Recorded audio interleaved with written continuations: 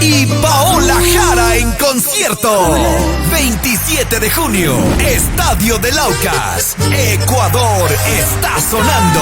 Jesse Uribe. Esta noche usted me ha jalado. Porque el sur existe. Paola Jara. Prohibido llamarnos después de unos. Porque el despecho también es sentimiento. Entradas a la venta en Ticket Show.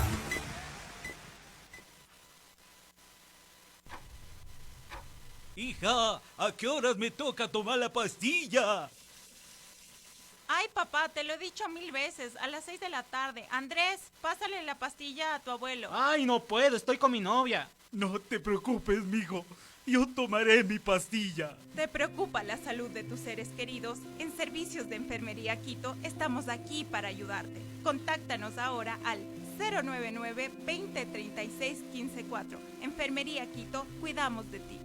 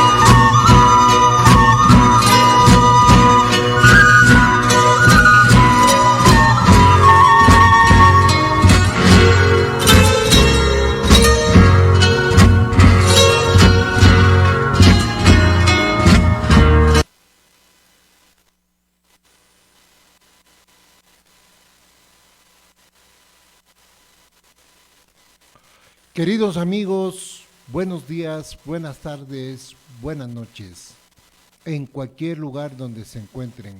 Sean bienvenidos a una nueva emisión de su programa que es Bien Ecuatorianísimo. Hoy lunes 27 de mayo del 2024. Como todos los lunes tendremos una cita aquí por la señal de On Radio, Fortuny TV y Equa.com TV Radio, en Facebook Live y en YouTube. Un saludo fraterno a los miles de compatriotas residentes en todo el mundo, en especial a los que hacen patria lejos de su tierra. Por redes sociales ya nos pueden encontrar como Bien Ecuatorianísimo en Facebook, YouTube, Instagram, ex Twitter, Telegram, TikTok y todas las plataformas digitales. O si no, nos pueden llamar directamente a nuestro número de WhatsApp, que es el más 593 99 722 2570, que inmediatamente daremos a conocer sus nombres, likes y comentarios. Bien, comenzamos. En el segmento cívico queremos realzar nuestras raíces, porque saber de dónde venimos nos permite recuperar nuestra memoria histórica, reconociendo nuestra identidad en un entorno intercultural y con base en ello proyectar un mejor futuro. Para esto les hemos preparado esta pequeña reseña titulada La batalla de Pichincha 1822, 24 de mayo. Dejo a su consideración y ya retornamos. Y muy agradecido este video hacernos llegar por parte del Ejército del Ecuador. Muy amables, gracias y ya retornamos.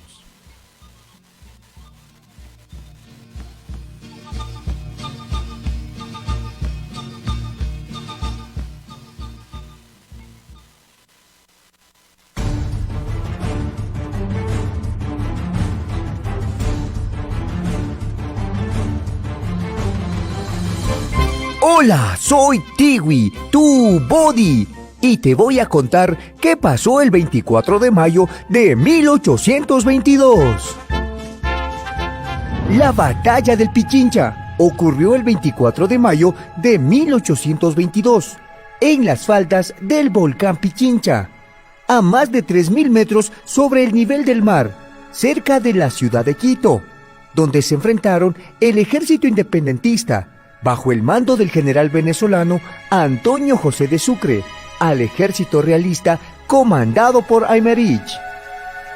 Luego de la liberación de Guayaquil, el 9 de octubre de 1820, el país entra en una profunda refundación de su identidad y tras 2 intentos fallidos por liberarse de la opresión, se produce la gran batalla en las faldas del volcán Pichincha. De ahí que la historia recuerda ese episodio como la batalla del Pichincha.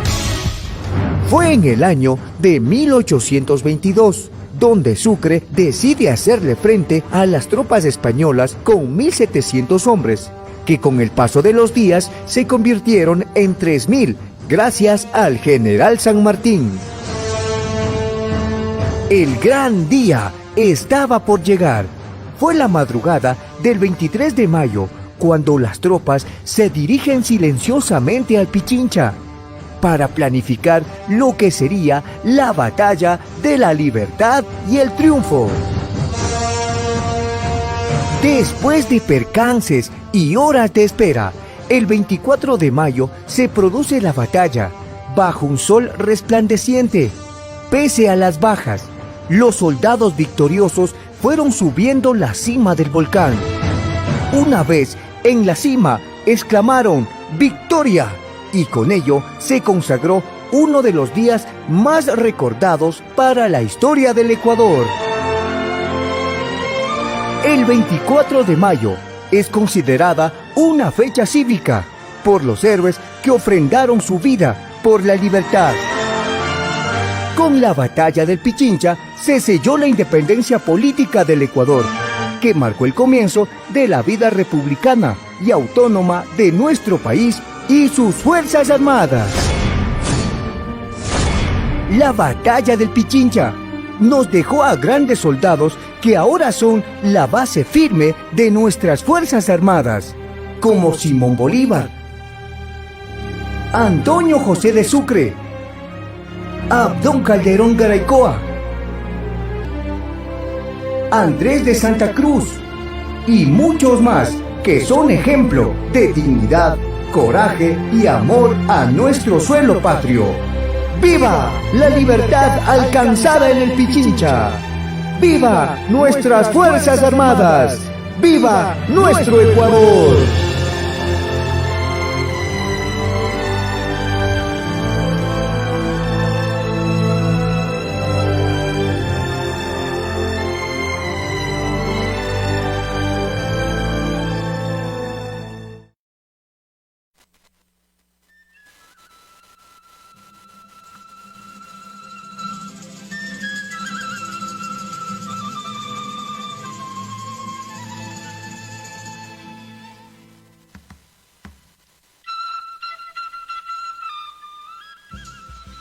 Bien, en los saluditos de la semana, como siempre nos hacen llegar nuestros queridos tocayos Fabián Almeida Moreno, Fabián Valencia, mi colega Orlando Morán, gracias por todos esos saludos de cariño y de aprecio, es mutuo. Nicolás Bonilla allá en la asamblea, también en la asamblea tenemos al capitán Carlos Romero y a mi capitán Aspiazu, un saludo fraterno. Al licenciado Ramirito Torres, Miguelito Sáenz, en Otavalo Jorge Mediavilla, tocayo Lisandro Aguilar, a la cumpleañera atrasadito, un fuerte abrazo mi querida Nancy Granizo, a mi tía Irene Jácome, en la Fundación Catalina Avilés, su presidenta de la Fundación Jonathan, un fuerte abrazo también, Iván Tello, Marcelo Vaca, Carlos Coronel, a la licenciada Raquel León, en Nueva York, con mucho cariño, para Fanny Pantoja, querida, fuerte abrazo, y a muchos compatriotas que en una u otra forma nos hacen llegar los saludos. Y les tenemos buenas noticias. Hoy compareció la señora canciller en la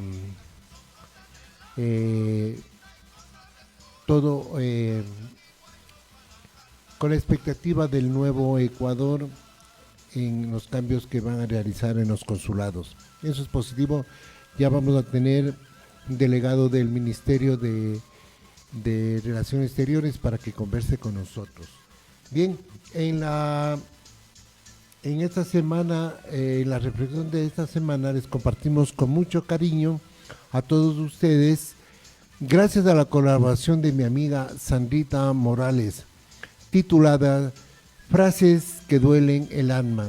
Y ya retornamos con una invitada muy especial.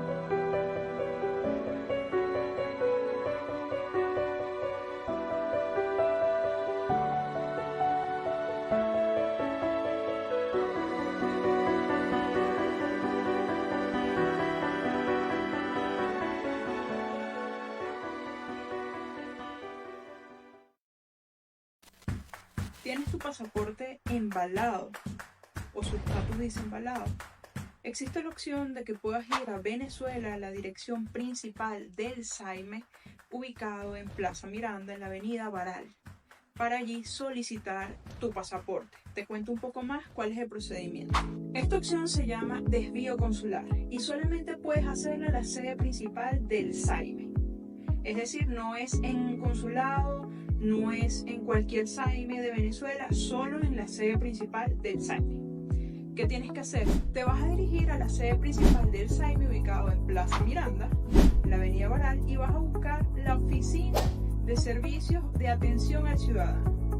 Allí vas a plantear tu caso y tu situación y por qué estás solicitando tu pasaporte. Recuerda, tu cédula debe estar vigente para hacer esta solicitud, es personal, no puede ir nadie más, ni con poderes, ni con actas notariadas, ni con cualquier carta para el retiro o otro familiar. Solo debes hacerlo tú personalmente. Allí te van a pedir que dirijas una carta a Gustavo Vizcaíno, en el cual realizas una exposición de motivos de por qué quieres tú acceder a tu pasaporte. Una vez hagas esta carta que debes firmar, ellos te van a indicar cuándo debes dirigirte a retirar tu pasaporte. El día del retiro vas a pagar el costo de $60 con una tarjeta de débito o crédito internacional. Se hace con punto de venta y te entregarán tu pasaporte. Esto es personal, no lo puede hacer otra persona para ti. Por más que tenga un poder o documento o carta notariada, no se lo van a entregar ni a ningún familiar. Entonces debes ir tú personalmente a hacer este proceso. La atención es desde las 8 de la mañana hasta las 11 de la mañana y aproximadamente demoran en entregarte el pasaporte entre 3 a 5 días aproximadamente.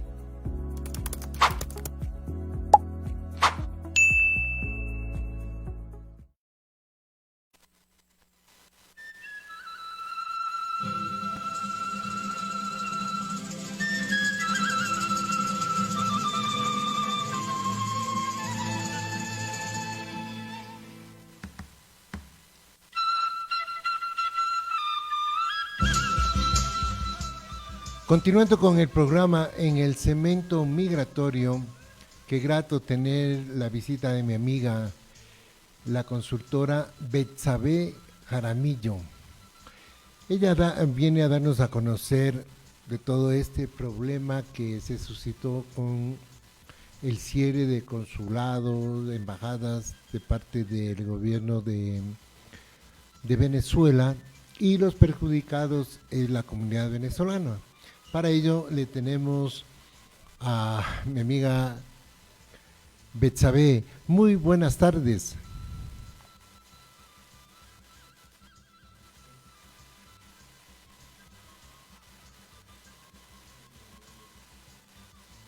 Sí, no tengo retorno. ¿Logran escucharme? Perfecto, más que clarito. Gracias. Muchas gracias por la oportunidad, estimado Fabián, de conversar este día. Sí, la preocupación, Betsabe, como usted sabe, es lo desamparado que queda la comunidad venezolana acá en el Ecuador con el cierre de los consulados y de las embajadas. ¿Cuál es su opinión? Mire, realmente la situación es bastante compleja porque Ecuador ha luchado desde el año 18 por reducir la irregularidad migratoria que conocemos, quienes hemos migrado, que es el peor estatus en el que se puede encontrar una población migrante, porque queda el amparo de la vulnerabilidad y la desprotección. En este caso, analizando la situación venezolana, es un escenario muy complejo porque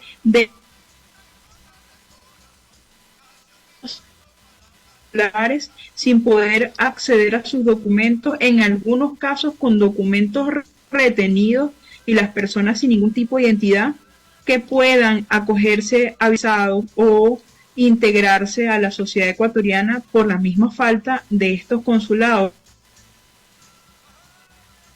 Complejo el que le toca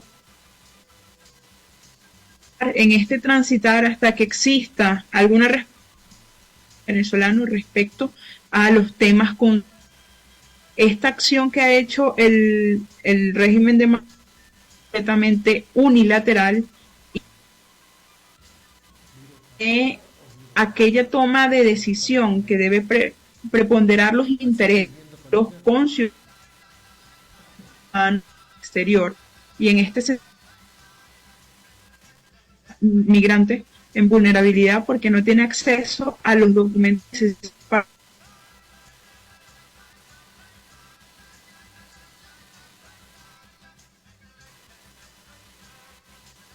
que no quieran obtener sus documentos, sino porque se les niega este derecho a la identidad universal y se les obliga a quedarse secuestrados de una u otra manera, porque tampoco pueden salir a los países más cercanos, como por ejemplo Perú, porque se les exige visa, o Colombia por los altos costos de traslado para obtener documentación.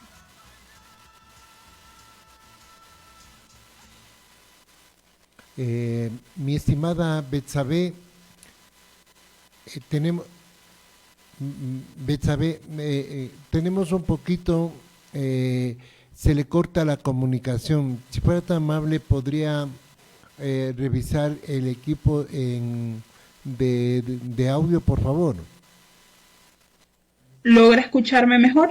Excelente, en este momento sí. Continúe, por favor.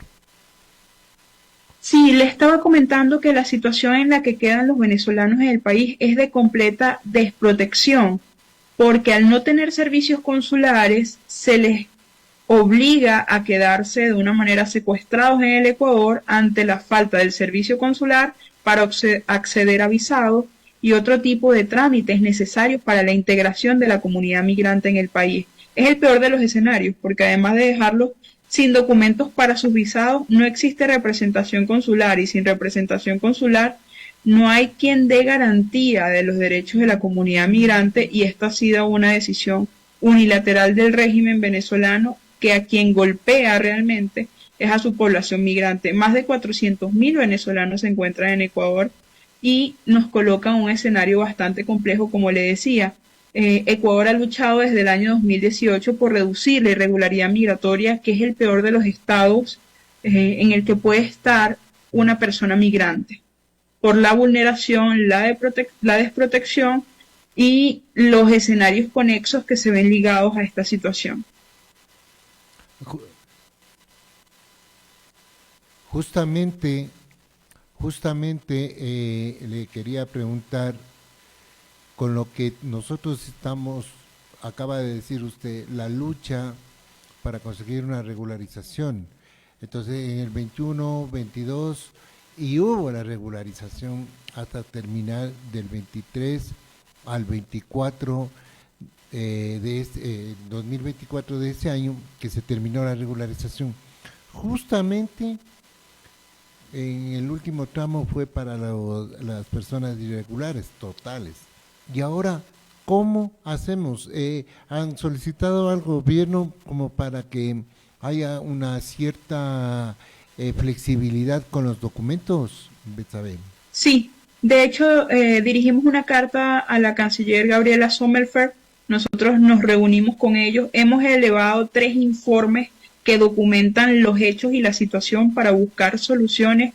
Hemos buscado una reunión con el Ministerio de la Mujer y Derechos Humanos, porque es el encargado de la política pública en tema de derechos humanos. Hemos solicitado una reunión a la Defensoría aún no nos ha respondido, al Ministerio del Interior de igual modo, por ser el competente en materia de migración, y esperamos que ellos puedan revisar cuál es la situación actual, porque de hecho Ecuador se ha comprometido a raíz de la última reunión en Guatemala de la Declaración de los Ángeles, a hacer un nuevo proceso de regularización, pero en el que deben abordar de hecho esta situación compleja o el reconocimiento de los documentos vencidos de los ciudadanos venezolanos mientras existe este tema coyuntural. Me refiero a esto porque por más iniciativas que pueda intentar el Ecuador, si no se considera la situación actual, donde más del 70% de los venezolanos en el país tienen su pasaporte vencido, sus documentos vencidos, no sería posible un proceso de regularización. Y es que incluso Me voy a las pruebas. Si Ecuador no emite más de 100.000 pasaportes al año, mucho menos Venezuela, y para alcanzar a la cifra de los 400.000 venezolanos en el país, los 474.495 que dice la plataforma R4B, nos tomaría unos 6-7 años que todos los venezolanos logren renovar sus documentos de identidad, lo que nos coloca en situación compleja cuando no tenemos un consulado actualmente en Ecuador, ni en Quito, ni en Guayaquil. Entonces, esa es la situación. Nosotros hemos buscado los canales, hay organizaciones internacionales que de hecho han enviado cartas al presidente Daniel Noboa, pero por lo pronto no tenemos una respuesta oficial en este sentido. Justamente eso estaba hoy en la Comisión de Relaciones Internacionales. La señora canciller estaba tocando justamente este tema, no directamente con con el problema venezolano, no, pero sí decía que también podemos encontrar flexibilidad, porque nosotros como ecuatorianos también nos encontramos en esa situación por México. Entonces casi estamos como sufriendo de lado y lado. Entonces, correcto. En ese aspecto, ¿usted cómo le ve la nueva regularización? ¿Usted cómo percibe de que si hay una nueva regularización? Y le cuento que había un promedio de 500.000 venezolanos, 500 y algo, que tenían que regularizarse. Y no llegó, con la última cifra que presentó Cancillería, no llegaron ni casi a los 150, 200.000. También eso falló por parte de la comunidad venezolana. Yo creo que allí la falla no es de la comunidad venezolana, allí la falla es de quien diseñó el instrumento. ¿Por qué? Porque por más aportes que nosotros hicimos a la normativa de la visa Virte, hay categorizaciones que no se entendieron. ¿Y que no se entendieron? El acceso a la documentación, que es un proceso aparte en el caso venezolano en el que tenemos un cuello de botella. Yo le pongo una prueba. Usted puede ir en este momento al registro civil, quizás con demora de una semana usted va a tener su cédula ecuatoriana o su pasaporte puede que le demore 1 mes o 2 meses. A un venezolano el pasaporte le puede demorar hasta 2 años en llegar. Y al colocar filtros como que se exija solo los pasaportes vigentes o vencidos hasta 5 años o documentación específica, se limita. Y aquí yo no voy a hacer una salvedad por el tema de antecedentes penales, yo creo que ese es un requisito sine qua non, siempre se debe exigir apostillado. Con eso cuenta la población migrante, con el antecedente penal. Lo difícil ha sido el reunir los documentos, y me refiero al mecanismo porque fue pensado para regularizar a cerca de 324.000 personas, solamente se han logrado emitir más de 90.000 visas. ¿Por qué? Porque ha faltado una flexibilidad al acceso a documentos, y lo voy a explicar de la manera más sencilla. Cuando una persona acudía a hacer su registro migratorio con un documento de identidad, fuera pasaporte, por ejemplo, vigente o vencido, y en la situación de inseguridad que vive el Ecuador, le robaban su pasaporte de identidad, le decían al ciudadano venezolano, y usted no puede aplicar una visa Virte porque no tiene el pasaporte, y el venezolano argumentaba, pero tengo una cédula venezolana vigente. No puede tener visa porque tiene que ser con el pasaporte, con el documento que hizo el registro migratorio. Quienes completaron el registro migratorio con un documento específico debían terminarlo con ese documento específico o con pasaporte.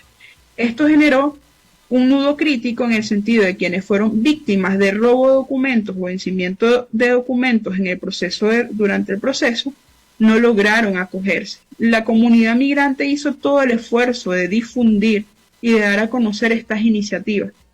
Sin embargo, el diseño del mecanismo no dio la posibilidad a que todos lograran acogerse.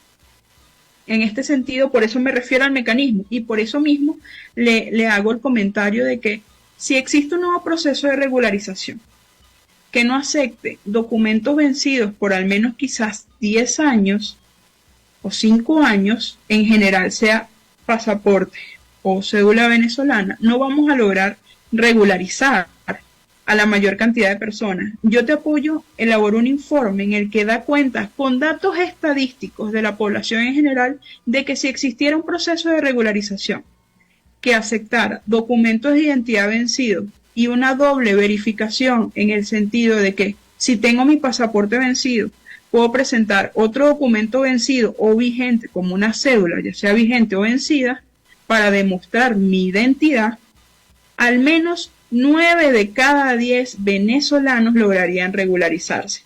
Por eso le hablo de que si se diseñara mejor el instrumento sería posible. Si nos quedamos solamente supeditados al tema del pasaporte vencido y la cédula vigente, no vamos a lograr llegar a más personas, porque además la Cancillería ecuatoriana planteó que quien no tuviese documentos obtuviera un registro consular, y le digo, ¿sabe cuántos registros consulares emitió tanto el consulado de Guayaquil como el de Quito durante un año y medio? Cerca de 500, para una población de 474.495, el porcentaje es casi nada realmente. Pero ahí tengo yo una duda, Betsabe. Claro. Porque usted sabe, fueron 3 etapas para la regularización. Correcto. La primera, que todos los ciudadanos con visa caducada, en trámite, etcétera, etcétera, era la primera etapa de 3 meses. Luego vino la exclusiva para los ciudadanos colombianos en refugio y toda la cuestión, ¿verdad? Y desde que fue desde febrero hasta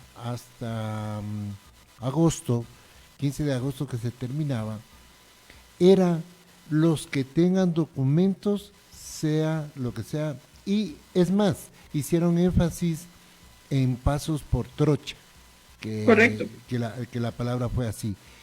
Excelente, todo el mundo se acercó. El 15 de agosto, ¿cuál fue mi sorpresa? De que con el nuevo presidente, de un momento a otro, aumenta hasta el mes de marzo de este año, que cuando el comunicado que me envía Cancillería me dice está vigente todavía hasta el 15 de marzo del 2024. En ese proceso, le juro que no concurrieron los ciudadanos venezolanos. En esa época de que tengan documentos irregulares, etcétera, etcétera, no asistieron. Y es un alto grado, es un alto grado. Es que ahí ya se refiere al proceso de regularización. Hay cosas que no debemos confundir. Una cosa es el registro de permanencia migratoria, que es ese registro que se hacía ante el Ministerio del Interior y que finalizó sin extensión hasta el 15 de agosto del año 2023. El proceso de solicitud de visa estuvo abierto exactamente hasta el 5 de abril de este año 2024. ¿Por qué le digo que no todo el mundo aplicó a su visa, que era la última etapa del proceso? Por la falta de documentos. Tenemos de las personas venezolanas que hicieron su registro de permanencia migratoria, 193.000 personas se registraron, de los cuales solo 90.000 lograron obtener su visa. Estamos hablando que más de la mitad no logró obtener la visa. Y si decimos, ¿a qué se debe que más de la mitad que hizo este registro previo no logró obtener la visa? Allí podemos hablar del tema de la documentación que le digo. Otro tema de los casos fue el costo, y le hablo del costo y usted dirá, pero $60 para una visa no es nada, que esa es la otra cara de la moneda. Quizás no es nada, pero la población migrante venezolana percibe un salario en Ecuador entre $200 y $425 para un núcleo familiar de 4 personas. Es posible para una persona vivir con un salario entre $200 y $425 con el escenario actual del Ecuador. Es bastante complejo, porque hasta los mismos ecuatorianos saben que el salario básico actual no alcanza para la canasta básica ni para subsistir dentro del Ecuador. En este sentido, algunos migrantes no lograron hacer este proceso. Entiendo que quizás por diferentes razones algunos lo hayan dejado de lado, si es quizás lo que se quiere tratar de ver, pero es que la mayoría, por el propio diseño del sistema, cuando no se conoce la realidad completa del migrante, no se logra hacer un mecanismo que avance a agrupar a todas las personas. Y por esto le hablo de los documentos. Aproximadamente el 10% de la población venezolana en Ecuador ha sido víctima de robo o hurto de documentos, si nos vamos a nivel estadístico de lo que le estoy mencionando. Lamentablemente no todos los venezolanos denuncian el hecho de robo o pérdida de documentos por temor. Temor si tienen un estatus irregular o por desconocimiento de cómo hacer el proceso. En este sentido, hablamos de que más de 40.000 personas quizás han sido víctimas de robo de documentos cuando hablamos de extranjeros en el país. Eso lleva a números mucho más grandes de que por qué no han logrado el proceso de regularización. Y le menciono esto de la convalidación de 2 documentos de identidad, que es la idea que tiene Fundación Yo Te Apoyo sobre este tema para entenderlo, en el sentido de que pueda verificarse y que ellos puedan aplicar a su visado. Muchos no hicieron o aplicaron a la visa y su visa fue denegada por la razón que le explicaba anteriormente. Si yo como venezolano hice mi trámite, mi registro migratorio con mi pasaporte vencido y me lo robaron en el camino, es decir, en el proceso de aprobación de la visa y me pidieron subsanar con el mismo documento, yo tengo mi cédula venezolana vigente o conseguí un registro consular, la respuesta de la Cancillería en ese caso era no, debe hacerlo con un pasaporte vigente o con el pasaporte vencido con el que aplicó. Son escenarios que escapan de incluso de la realidad del migrante, porque ¿cómo evitamos que incluso los migrantes sean víctimas de robo o de hurto en el país con los niveles de inseguridad que tenemos? Porque la delincuencia o la inseguridad no discrimina entre si una persona es extranjera o es nacional a la hora de cometer un ilícito. Hay una estadística, un número real de los que están actualmente en el Ecuador. Se ha hecho más o menos, ustedes como comunidad, han tenido ustedes como un censo, realmente los que se han quedado o se han quedado varados por la visa, como usted explica, o tal vez salieron. ¿Hay real un número exacto en el Ecuador que se puede... Una cifra exacta que puede utilizar para saber cuántos se quedaron es contrastando la cifra del registro de permanencia migratoria y la cifra de la Cancillería de cuántos obtuvieron la visa. Lastimosamente, Ecuador no maneja una estadística tan amplia en el tema migratorio y hay discrepancias entre lo que el gobierno piensa de cuántos migrantes hay y lo que las organizaciones piensan que hay. ACNUR y sus socios dan cuenta de que más de 400.000 se encuentran en Ecuador porque más de 400.000 han accedido a sus servicios. La Cancillería dice que hay aproximadamente 250.000 de acuerdo a las personas que han concurrido a sus servicios. Pero como no hay un sistema unificado, no hay manera de contrastar una cifra exacta, de decirle cuál es el número exacto. La política migratoria en tema de cuantificar a los venezolanos o a los extranjeros en el Ecuador y a los ecuatorianos en el exterior no ha funcionado. No ha funcionado porque no se ha trabajado en eso. Y muestra de ello también le puedo decir, Ecuador no sabe exactamente cuántos ecuatorianos tiene en el exterior. Ni siquiera sabe exactamente cuál es la cifra de ecuatorianos en Venezuela, que es una comunidad bastante grande. Una parte es lo que dicen que se registran para votar y otra parte es los que realmente viven en el exterior. Entonces, una cifra incluso yo le daría la cifra que manejamos todas las organizaciones sociales, que es la cifra de la plataforma R4B, que hace seña de los 474.000 venezolanos que hay hasta que esta cifra sea actualizada con un nuevo proceso.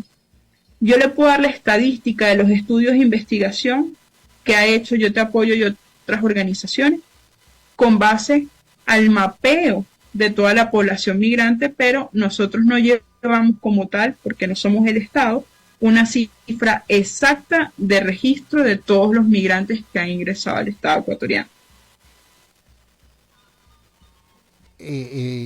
Efectivamente, justamente le iba a preguntar a usted acerca de los digamos, en este año han ingresado, ¿ya?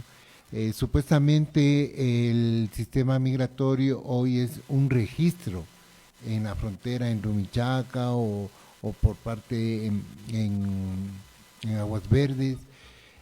También encontramos de que no es tan, como dicen, difícil entrar al Ecuador. ¿Por qué? Porque prácticamente ingresan y no tienen ningún problema. O sea, somos buenos anfitriones. ¿Usted sí cree que aumentó en estos 6 meses la comunidad venezolana o al contrario disminuyó?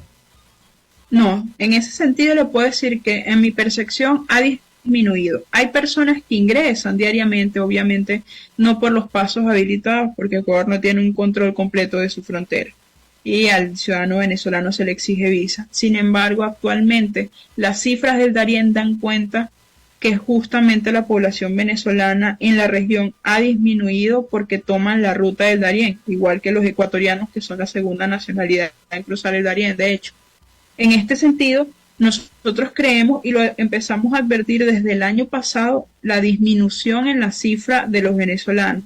Sin embargo, esta disminución no se compara con el ingreso que hay, porque pueden salir 100 personas diariamente y están ingresando quizás 50, quizás 30, pero siempre en menos proporción de los que están dejando el país. Y además hay que considerar que Ecuador es un país de tránsito. Entonces, en este sentido, aún siguen habiendo estas corrientes o movimientos de venezolanos que ingresan y no se quedan. Incluso se van a Perú, continúan hacia Chile o hacia otros países. Ecuador es un país de flujos mixtos. Tiene movilidad interna, tiene flujo constante, por así decirlo, que de tránsito y las personas que se quedan. Entonces, mire, lo que acaba de decir está justamente corroborando. ¿Sí estoy, no? Ya. Entonces, justamente lo que usted está diciendo, estoy corroborando con Cancillería, por cuanto Cancillería sostiene de que la emisión que ha tenido las visas en este momento es un alto grado de las personas irregulares. Entonces claro, yo le dije, tengo colectivos de ciudadanos venezolanos de que de 10 han obtenido 3 la visa, 7 que le falta esto, que le falta este otro, que regrese, claro, etcétera. Entonces, yo le digo, yo le puedo traer las estadísticas. Y como claro, completamente. Es que en algo estamos coincidiendo, si se da cuenta. Si me dice que de cada 10, 3 obtuvieron la visa, estamos hablando de un 30%. Y es lo que reflejan los datos exactamente. Si yo le estoy diciendo que al menos el 70% tienen los documentos vencidos y no pudieron aplicar el proceso de regularización que le estoy diciendo, que el 30% restante sí pudo, y usted me está diciendo 3 de cada 10, yo le digo 7 de cada 10 documentos vencidos, y usted 3 de cada 10 tuvo la visa. Ahí está, una suma muy sencilla. Realmente sí, una porción bastante pequeña ha logrado el proceso de regularización, y no todos la han obtenido en este momento. Múltiples variables confluyen para que este proceso no haya sido un éxito rotundo, por así decirlo. En este sentido, si se analizara el instrumento para un nuevo proceso de regularización que fuera más inclusivo hacia los documentos de identidad o a la comprensión de la realidad de esa población migrante que tenemos, daría cuenta para hacer un proceso que llevara al menos a que 9 de cada 10 migrantes de cualquier nacionalidad, incluso o de la nacionalidad venezolana, lograra hacer su proceso de regularización. Betsabe, pero también tenemos que ponernos la mano en el corazón. En el proceso de inscripción en migración en la Policía Nacional, también encontrábamos yo fui testigo de papeles de documentos fraudulentos, ¿sí? Incluso con las partidas de nacimiento, y decía que se demoraban 3, 4 meses, etcétera. Eso también las autoridades del Ecuador deben controlar. O sea, por supuesto que sí, ahí estamos completamente de acuerdo. Mire, aquí no aprobamos cualquier ilícito, por así decirlo. Cualquier persona que haya cometido una vulneración a la norma, y en este caso hablo a la ley, porque falsificar documentos está penado dentro del Código Integral Penal ecuatoriano, debe caerle todo el peso de la ley. Y nosotros somos los primeros que decimos, cualquier persona que haya utilizado documentación fraudulenta o falsa, debe caerle todo el peso de la ley. Sin embargo, no hay cómo generalizar. Yo no podría decir tanta cantidad representa a todos los venezolanos que tienen documentos fraudulentos. No, porque tomo al delito específicamente sin nacionalidad. Y en este sentido, toda aquella persona de la nacionalidad que sea, que adultere o falsifique un documento, debe caerle todo el peso de la ley. Betsabe, mire, este tema, como usted sabe, es muy amplio, y gracias por participar y darnos a conocer. Y le tendré más datos, usted también recopilará más datos de que podemos aportar, pero en lo que sí estamos de acuerdo es que de parte y parte del gobierno ecuatoriano y también de la comunidad venezolana tenemos que integrarnos a vivir, digamos, en el Ecuador de la mejor manera. Completamente. De la mejor manera. Y en eso es nuestro trabajo, porque yo también comprendo a mis compañeros allá en el exterior. Le quedo muy agradecido y prácticamente no subimos, algo pasó, se nos fue de la línea, pero con todo le quedo muy agradecido, Betsabe. Usted sabe que las puertas de este programa están abiertas para usted, ¿ok? Les dejamos con este video que refleja lo que se están manifestando, porque la Corte Internacional de Justicia se pronunció a favor, por hoy, al Ecuador. Y ya retornamos con una invitada también muy especial.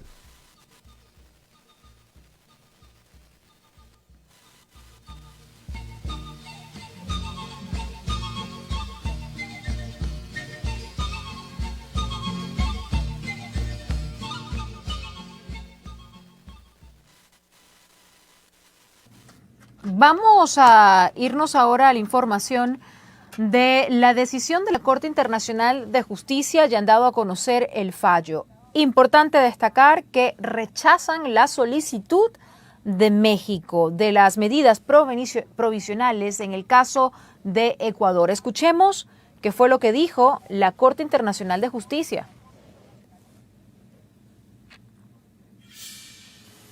La Corte unánimemente determina que estas circunstancias, como presentadas ante la Corte, no son tales como para requerir el ejercicio de su poder bajo el artículo 41 del Estatuto para indicar medidas provisionales.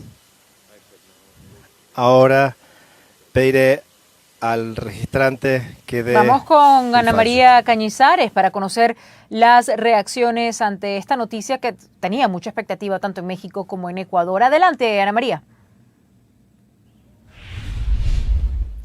Hola, ¿qué tal, Alejandra? Así es, menos de media hora duró la lectura de esta resolución por parte de la Corte Internacional de Justicia y fue el juez Nawaf Salam, el presidente del tribunal, el encargado de informar que la Corte ha decidido que no acepta estas medidas provisionales solicitadas por el gobierno mexicano en contra del Ecuador luego de la incursión armada dentro de la embajada mexicana ese pasado 5 de abril para capturar al ex vicepresidente Jorge Glass. ¿Qué dice exactamente la Corte, Alejandra? Que no encuentra, que no existe una situación de riesgo real e inminente que amerite dictar medidas provisionales para el Ecuador. Recuerda también el carácter fundamental de la inviolabilidad de las sedes diplomáticas en el mundo y la importancia de cuidar este aspecto para las relaciones amistosas entre los países. También dice que Ecuador ha enviado notas diplomáticas donde garantiza y se compromete a resguardar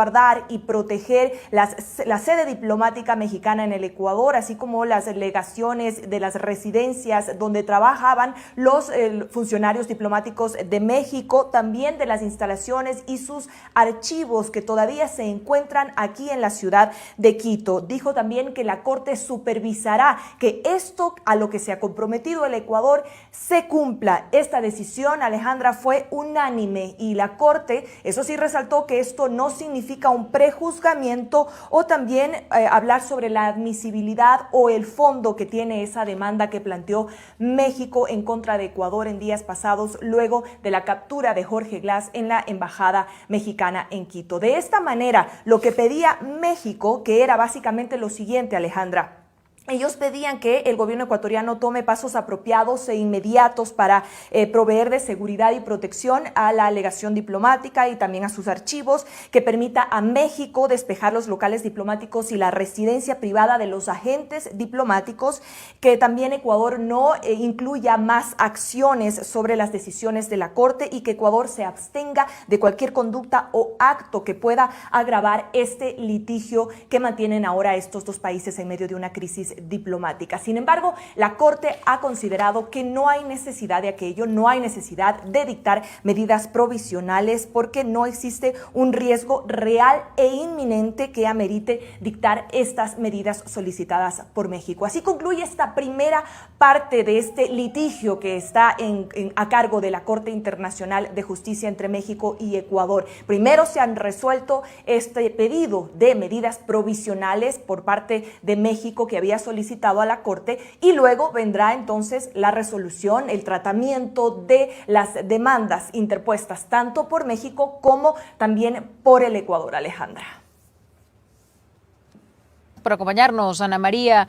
Les recuerdo entonces a nuestra audiencia, les recapitulo la información. La Corte Internacional de Justicia rechaza la solicitud de México ante las medidas provisionales propuestas para Ecuador. Recapitulando también lo que ha pasado este jueves, el presidente de Ecuador, Noboa, dijo en Madrid que estaba dispuesto a restablecer las relaciones con México. Vamos a ver qué es lo que pasa ahora con esta decisión de la CIJ. Ana María Cañizares con nosotros en vivo desde Quito.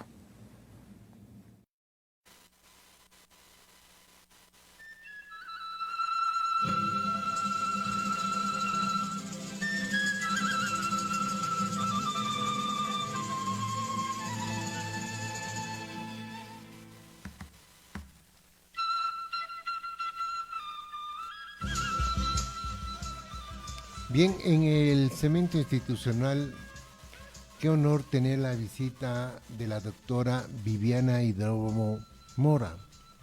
Ella es defensora de los derechos humanos y nos viene a conversar un poquito qué es de los derechos humanos, y para eso ella es la experta.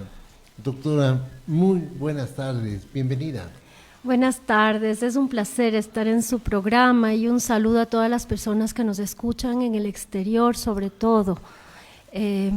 Justamente ustedes con su trabajo sostienen este país, ¿no? También con su trabajo acá.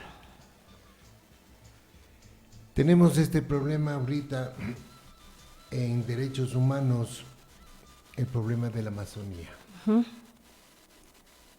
¿Cómo se encuentran? Hoy hubo un ayuno, gente enferma, muchachos, todo contaminado, y dicen que no hay mecheros. Y hoy vinieron personas directamente de la Amazonía a explicar en Quito lo que está pasando. Doctora, por favor. Bueno, lo que pasa en la Amazonía es, como usted dice, es un problema de derechos humanos, de derechos de la naturaleza, de derechos ambientales, ¿no? ¿Qué pasa en la Amazonía? Hemos sufrido un extractivismo por más de casi 58 años, 57 años. Y en ese proceso de extraer, digamos, el petróleo, de extraer justamente este oro negro desde de la Amazonía, lo que se ha hecho es tener territorios en sacrificio, ¿no? Ustedes recuerdan el caso emblemático ecuatoriano de Chevron Texaco, donde pese a haber ganado todo a nivel nacional, las comunidades que primero intentaron inclusive accionar en Estados Unidos, ¿no? En el 93, y no pudieron hacerlo allá en Estados Unidos, tuvieron que venir acá a Ecuador a accionar, a hacer todos los juicios, y ganaron en todas partes, todos los juicios los ganaron, todas las sentencias tienen a su favor, todos los peritajes los tienen. Y pese a eso, las comunidades no tienen reparación. Cuando las personas del exterior vengan, sí les invito, a que vayan a conocer no solamente las bellezas del Cuyabeno, sino también esas piscinas tóxicas que nos dejó Chevron Texaco y que todavía están, ¿no? Están las piscinas tóxicas. Y también nos dejaron esta tecnología deficiente, ¿no? Esta tecnología que es cómo se extrae el petróleo, pero de una forma no respetuosa de los derechos de las personas, respetuosa de la Amazonía, respetuosa del agua, respetuosa del aire. Entonces, lo que nos dejaron es esta forma de quemar mecheros, ¿no? Y en la Amazonía, cuando se puso la demanda, cuando las niñas de la Amazonía eran chiquitas todavía, ahora ya son adolescentes, pusieron la demanda, ellas muy empoderadas de lo que pasa, ponen la demanda en el 2020 y había 447 mecheros. Ahora, según los últimos informes que nos dieron en diciembre, si no me equivoco, o a fines del año pasado, había 486 mecheros. Entonces nosotros decimos, a ver qué pasa. ¿Eliminaron o no eliminaron los mecheros? Porque lo que estamos viendo es que están creciendo los mecheros. Y claro, se gana una sentencia, porque en Chevron se gana la sentencia y no se cumple. En el caso mechero se gana la sentencia y tampoco se cumple. Entonces, la pregunta es, ¿qué pasa con las sentencias constitucionales en el país? Porque es tan difícil obtener justicia. Todas las personas saben, ¿no? Cuando vamos a hacer trámites es todo engorroso, pero imagínense ustedes juicios largos, tan difícil obtener justicia. Y cuando se obtiene justicia y uno se pone tan feliz porque se gana con argumentos y con razón, y con razones, que ya vamos a hablar después, el rato del cumplimiento, pues el Estado decide cómo cumplir. Y para que la gente nos entienda qué son los mecheros, ¿no? Cuando se extrae el petróleo, sale agua de formación, esta agua contaminada, muy tóxica, pero también sale gas. Ese gas que podría ser aprovechado, envasado, entubado, conducido para suplir las necesidades energéticas. Pero ese gas en nuestro país, en lugar de ser usado, como en otras partes, ha sido lanzado al ambiente y quemado, ¿no es cierto? Pues si se lanza el gas solo, envenena todo. Entonces lo que han hecho es tener como unas inmensas, digamos, velas enormes en la Amazonía, donde ustedes ven permanentemente que se está quemando algo, como unos cirios inmensos. Y alrededor de esos cirios inmensos mueren todos los insectos. Usted puede ver, es una lluvia de insectos muertos lo que está al lado de esos mecheros, ¿no? Y esos mecheros están cerca de lugares donde habitan, digamos, comunidades, donde están personas, donde están animales, donde están fuentes de agua, donde se lleva a cabo la vida, ¿no? Y en plena Amazonía, imagínate lo que es usted, una biodiversidad tan rica. Entonces, ahí se están quemando permanentemente estos mecheros. Y claro, la idea era que una vez que hay una sentencia que dice, estos mecheros violan derechos, ¿ya? Violan los derechos a la salud de las personas y violan los derechos de la naturaleza. Entonces, estábamos muy contentos con esa sentencia hace 3 años. Pero lamentablemente esa sentencia no se cumple, está al arbitrio de cómo interprete Petroecuador lo que es tener un mechero cerca de un centro poblado. Entonces ellos han decidido que es a 100 metros lo que uno tiene que contar. Entonces imagínense de aquí a media cuadra, ¿no? Si el mechero está a media cuadra de esta donde estamos en este momento, entonces ahí comillas, lo apagarían o lo eliminarían, pero si está un poquito más allá, pues ya no, porque ya no es cerca de un centro poblado, sí. Y está ahí el mechero quemándose. Y claro, de acuerdo con los estudios que se han hecho, el impacto de los mecheros, el hollín que se encuentra es a muchos kilómetros. El propio estudio de impacto ambiental no habla jamás de 100 metros, es que es absurdo. A los 100 metros uno siente hasta el calor, ¿no? Entonces es bien arbitrario como el Estado dice que va a cumplir o que está cumpliendo con la sentencia de apagar los mecheros, exclusivamente centrándose en algunos mecheros que según ellos están a 100 metros, menos de 100 metros de un centro poblado. Y lo grave es eso, es que, claro, otra vez empieza la lucha y es una lucha terrible porque cumplan, porque no sigan quemando este gas y no sigan desperdiciando los recursos del pueblo ecuatoriano. O sea, el gas que se quema, ¿cuánto nos puede servir ahora y cuánto nos pudo haber servido antes, ¿no? Para poder suplir muchas necesidades. Usted acaba de hacerme memoria. Si nosotros vamos como para el 2008-2010, hubo una lucha, una campaña fuerte de parte del presidente Correa en esa época. Puso incluso la mano en las piscinas, demostró al mundo. Vinieron actores americanos de derechos humanos y explotó.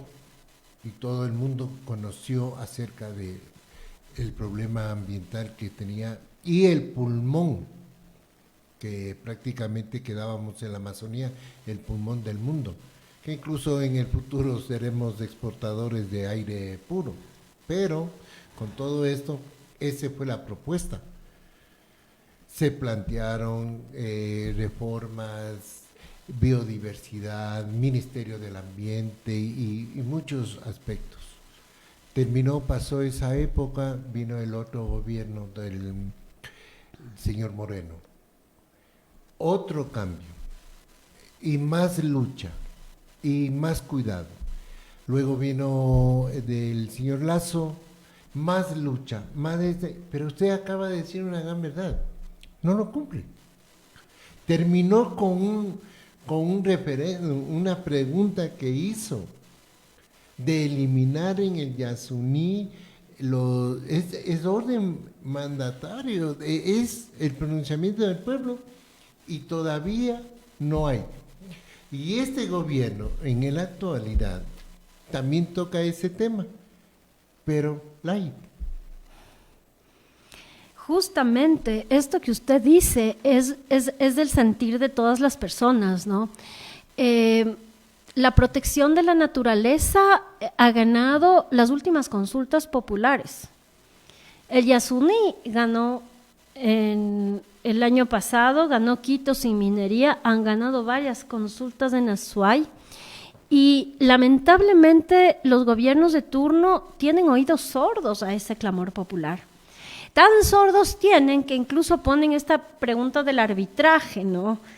Arbitraje internacional que sirve para favorecer los intereses de las grandes empresas, porque, y claro, ahí, como pasó en el caso Chevron Texaco, las comunidades y la naturaleza quedan en indefensión frente a lo que hayan hecho esas empresas en nuestros países.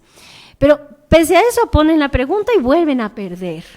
Entonces, lo que sí está muy claro es que la ciudadanía ecuatoriana tiene muy, muy clara que una de sus prioridades es la protección de la naturaleza. Y sí es bien importante que todos los gobiernos y todos los asambleístas sean sensibles a ese clamor de la ciudadanía. Y es claro, usted dice, antes iban los actores a poner las manos y en las piscinas tóxicas. Ahora también se puede hacer eso, porque está igual. Nadie ha remediado. Es que nadie ha remediado, y peor como usted dice, porque después de eso hay aproximadamente 2 derrames de petróleo cada semana, pero no es eso, hemos tenido 2 mega derrames de petróleo que no han sido remediados todavía, porque ellos tienen así como más o menos como que la naturaleza verá cómo se restaura. Pero en el 2020 se derramaron 15.800 barriles de petróleo, ¿y sabe cuántos recuperaron? En el juicio sabemos porque ellos lo dijeron. Recuperaron 0 barriles. No recuperaron uno solo de 15.800 barriles de petróleo. Después, en el 2022, hubo otro gran derrame de 7.000 barriles de petróleo aproximadamente, de hidrocarburos. Entonces, es como, son zonas de sacrificio, no hay responsabilidades, no hay verdaderos procesos de reparación ni remediación de la naturaleza. ¿Y qué es lo que pasa? Justamente en la sentencia de los mecheros, las niñas accionaron, primero porque en sus familias había casos de cáncer. Sí. En las familias de las niñas de los mecheros. Entonces, fue la sociedad civil quienes empezaron a levantar datos ante la ausencia del Estado. Datos de cómo está la incidencia de cáncer en la Amazonía. Y los resultados que empezó a arrojar esa investigación tienen todas las fichas, digamos, muy por persona, por lugar, con diagnóstico, todo muy, muy, muy escrupulosamente levantada la clínica ambiental. Lo que se identificó es la mayor incidencia de cáncer en mujeres. Y también en las investigaciones que han hecho los científicos que ahora están, los médicos que están trabajando en esta clínica ambiental, también ellos informaron de 3 veces más incidencia de cáncer en los niños. Entonces, es una situación que nos aterra, ¿no? Porque estamos eliminando prácticamente a una población, ¿no es cierto?, que está siendo víctima de la exposición a sustancias tóxicas, tanto por mecheros cuanto por derrames. Y en otras partes también por minería, y por minería ilegal que pasa a vista y paciencia de las autoridades. Sí. En Napo los ríos están destruidos, pese a que los colectivos ambientalistas y las comunidades indígenas han puesto acciones de protección contra la minería ilegal y no se cumplen.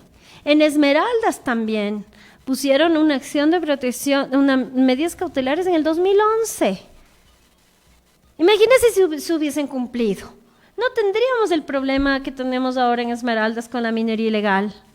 Pero no se cumplen. Entonces, ¿de qué nos sirve? Y esa es la pregunta que hacemos, ¿no? Uno de los pilares, o sea, es que se cumplen las sentencias de un Estado de Derecho. Las personas que nos escuchan y que están fuera del país seguramente saben, en otras partes, es que es impensable que la gente no cumpla, que el Estado no cumpla con las sentencias. Pues aquí ya se ha vuelto una práctica común. Y es como, ¿cómo se va de la ley, no? ¿Cómo se va de la voluntad popular en la sentencia del Yasuní que usted mencionaba? Según la Corte, después de los resultados, había 1 año para implementar, para adoptar ciertas medidas, sí. ¿No es cierto? Para adoptar... Retirar. Para primero ya no se pueden hacer contratos, después se tiene que empezar en la remediación de la naturaleza, y después hay que empezar a desmantelar esos lugares, ¿no es cierto? Pues bien, no ha habido acciones concretas y recientemente el presidente saca un bonito acuerdo, y digo bonito en términos, digamos, irónicos, porque aparentemente un comité articulador sin nada de presupuesto, sin haber sido consensuado ni hecho con la participación de la sociedad civil y las comunidades demandantes ni las comunidades involucradas. Entonces, ¿qué es? Es simplemente decir, aquí estamos cumpliendo cuando no se está cumpliendo.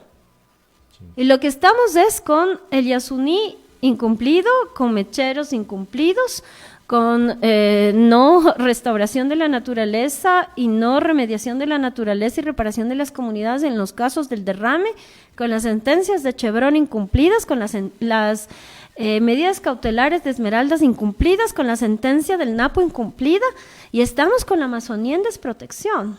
Porque ¿qué más se hace? Y es orden. El de la Corte Constitucional supuestamente es el organismo más alto del Ecuador. Tiene que ser cumplido y no lo hacen. Claro, y más allá de la Corte, imagínese usted la voluntad popular.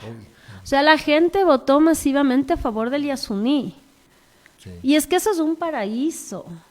Y aquí ya no tenemos que pensar solamente en los millones que nos pueden entrar ahora. Es muy grave, ¿no? Imagínese usted, la explotación del Yasuní del bloque 43 empezó en el 2016. Usted se acordará que hubo la declaratoria de interés nacional en el 2013, desde ahí está la lucha de los Yasuníes y de la sociedad civil, pero en el 2016 ya se empieza a explotar el petróleo del bloque 43. Pues bien, usted creerá, como yo y como todos, que con esos recursos el Estado, el Ecuador iba a estar mejor, porque en esa declaratoria de interés nacional decía que la plata del Yasuní se iba a ir para la matriz energética, para la matriz educativa, para la matriz productiva, para el desarrollo, comunidad. Claro, para un pacto territorial, como usted menciona. Para todos eso se iba a ir. ¿Y cuál fue el resultado? Que el Ecuador, que estaba en un índice de desarrollo humano, esto en un índice de Naciones Unidas, ¿no? En el 2016, bajó 14 puestos en relación con el 2021. De los peores países del mundo, 4 peores con Ecuador descendieron tanto. Venezuela, Belice, Líbano y Ecuador son los que más descendieron, y con la plata del Yasuní. Y no entendemos qué pasa. Y no entendemos cómo la pobreza en las provincias petroleras no mejora. O sea, aumenta. Sí. Y la pobreza por necesidades insatisfechas es casi del 100%, si no es del 100%. Entonces, vemos eso como, entonces, ¿a dónde se fue la plata del Yasuní? ¿Dónde está esa plata del Yasuní? Tantos años muchos años. ¿A dónde se fue? Porque tenía que ir a una parte, digamos, específica de inversión del Estado. No es que vamos a dañar un área protegida por pagar deuda externa, ¿no? Entonces, ¿a dónde se fue esa plata del Yasuní? Y ese es el problema, ¿no? Que a pretexto de cumplir necesidades económicas que no sabemos que favorecen a quiénes, porque ya le digo, los índices han sido... Nos dan la razón, o sea, dicen ¿a dónde se fue la plata del Yasuní? A ver, ¿estamos mejor o peor que en el 2016? Estamos peor según las cifras. Y como estamos peor según las cifras, entonces la pregunta es, ¿qué hicieron con la plata del Yasuní, del petróleo del Yasuní? ¿Dónde está esa plata? Aumentemos la plata de Chevron, que supuestamente en la Corte en los Estados Unidos le obligó a pagar. Y nunca se cobró. Y luego pasó a Orellana nuevamente a otra demanda. Y cosa rara, Chevron salió airosa, sin ningún problema. Claro, ahí en estos casos lo que tenemos que evidenciar es la complicidad de los funcionarios estatales en la impunidad de las empresas, ¿no? Entonces, las comunidades han ganado el juicio aquí. Todos, como le digo, todas las sentencias son favorables. Hay peritajes, hay evidencias, hay todo en los juicios. Pero ¿qué pasaba en esos juicios? Que los funcionarios públicos firmaban, digamos, acuerdos con la compañía Chevron, donde decían todo está bien, ¿ya? Y como ellos ya tenían firmado ese todo está bien cuando todo estaba mal, así como ahora veamos con el derrame y con la OCP, ¿no? De pronto y el Ministerio de Recursos Naturales le dice a OCP cuando ya se termina el contrato todo está bien. Cuando hay derrames sin reparar, cuando hay recientes derrames, cuando no han compensado, indemnizado a las comunidades, cuando no hay una restauración del río, el ministerio puede decir, digamos de forma abusiva, que todo está bien. Y si lo hace, entonces eso le sirve a la empresa en el exterior para decir, pero si el mismo Estado me ha dicho que estoy bien. El Estado, justamente, en eso se pronunció y se basó la Corte en los Estados Unidos, de que había el informe, pero no tan trágico como decir a Chevron así ha hecho las cosas mal. Es como que el mismo Estado le perdona y después, claro, lo que uno ve es que estos mismos funcionarios van y saltan de una empresa petrolera al Estado, del Estado a la empresa petrolera o a la empresa minera, entonces… No pierden. Claro, son puertas giratorias, ¿no? Entonces ellos van a defender los intereses de que están al otro lado. Y ese es un problema. Aquí sí tenemos un grave problema. Ojalá la Corte Constitucional nos escuche. Yo sí llamo a todas las personas que están fuera del país que manden sus cartas a la Corte Constitucional y le expresen su preocupación, ¿no?, por el incumplimiento de sentencias constitucionales en el Ecuador. Que ese es un problema serio que la Corte no aborda. Está muy enfocada en establecer precedentes y todo bien, pero que esos precedentes se cumplan, pues. ¿De qué nos sirve tener bonitos precedentes que son como una bonita declaración de aspiraciones? Entonces la Corte tiene que asumir su papel de tribunal jurisdiccional y hacer cumplir sus sentencias de una forma ejemplarizante, ¿no es cierto? Porque si no, resulta que no cumple el Ejecutivo, no cumplen los órganos del Estado, no cumple nadie. Y claro, los que cumplen posiblemente sean los más chiquitos, ¿no? En casos más chiquitos, pero en las sentencias que son, claro, en las sentencias que son muy emblemáticas, cuando hay incumplimientos, lo que se genera es una sensación de impunidad completa. O sea, si no se cumple el Yasuní, es una sensación de impunidad completa. Si no se cumple Chevron, es una sensación de impunidad completa. Yo le pediría a los compatriotas residentes en Europa y en los Estados Unidos, así mismo como luchan con derechos en cada país que tienen muy específico, pero a nosotros nos toman como el pulmón del mundo, a nosotros nos toman como algo, una referencia hacia cómo nos comportamos con el medio ambiente.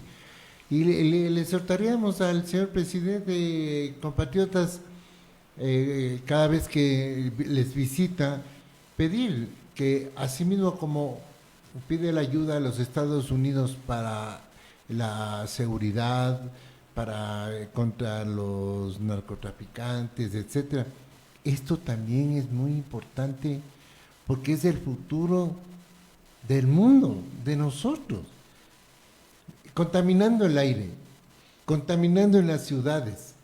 ¿Qué aire vamos a tener de aquí a unos 50 años? Los nietos, los tataranietos. Eso también tenemos que ponernos a pensar. Y le digo por qué. En este momento están la Comisión de Biodiversidad de la Asamblea Nacional. 9 asambleístas están revisando los mecheros.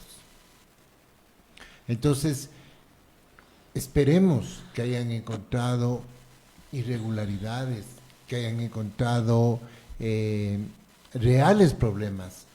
Esperemos que vengan de lo que ven, fiscalicen, llamen a las autoridades pero si no van a encontrar sorpresa ni un mechero, entonces ¿de qué también estamos hablando?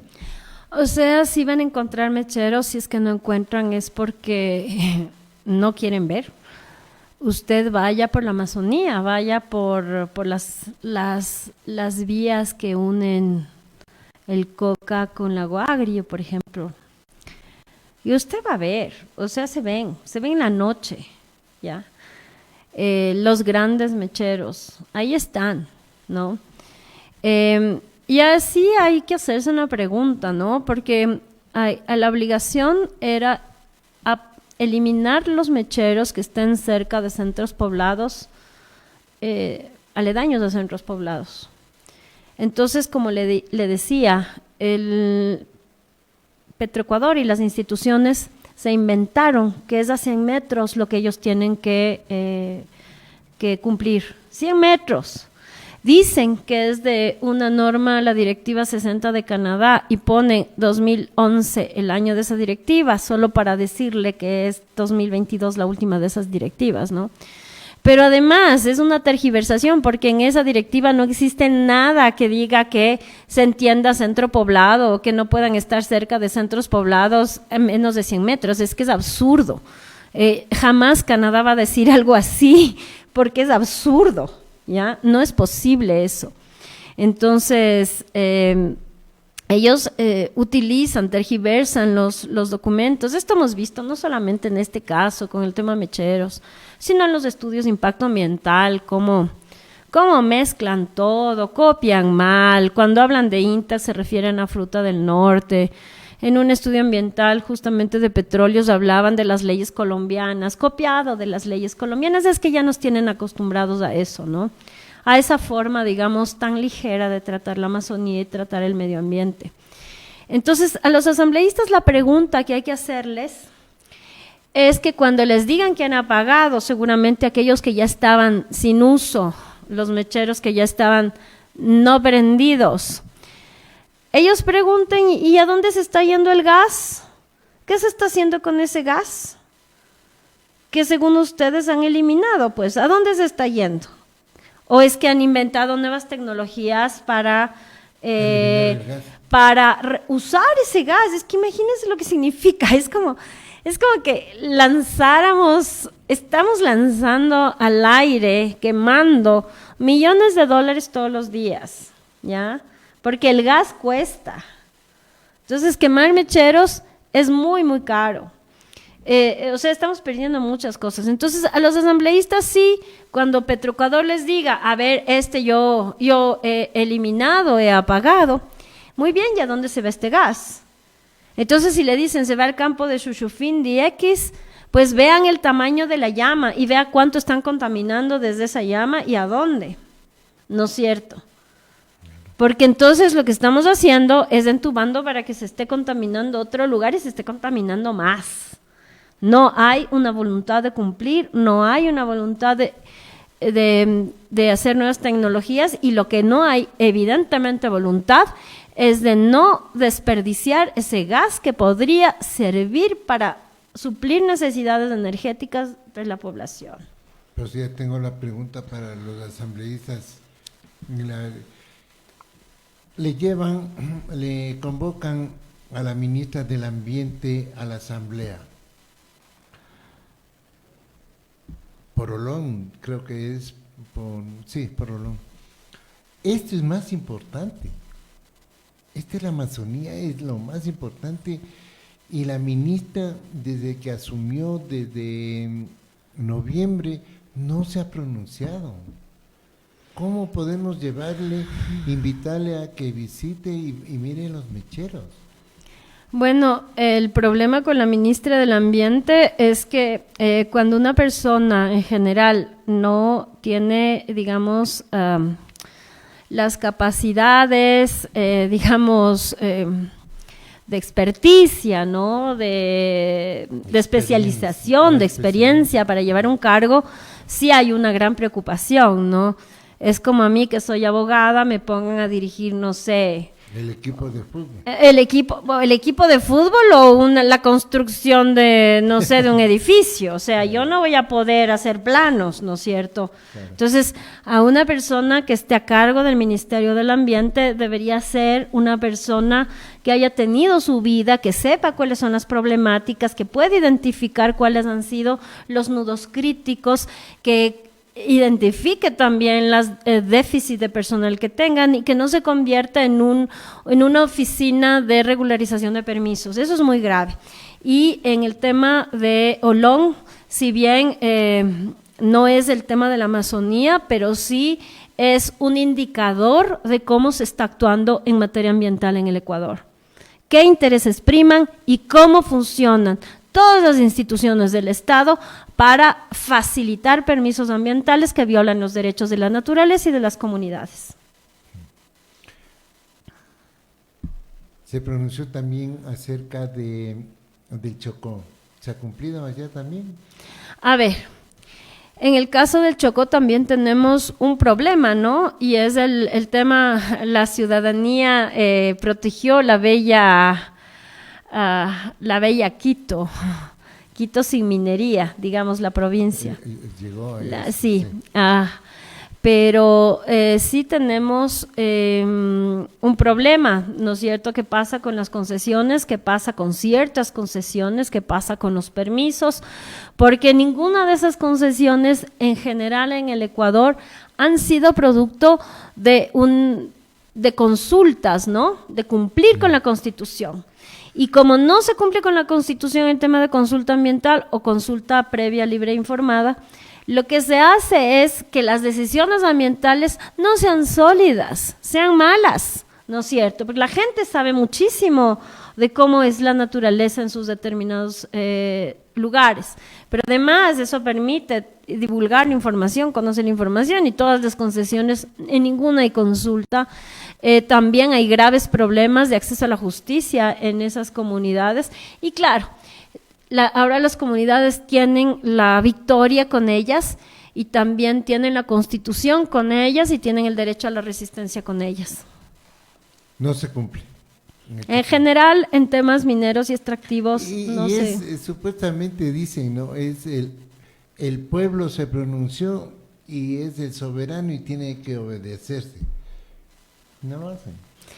Es que no lo hacen y están buscando justificaciones, ¿no? Entonces, ahora justamente hay la consulta de Quimsacocha, y la consulta de Quimsacocha en Azuay ha sido impugnada por las empresas mineras, por la Dundee Precious Metals.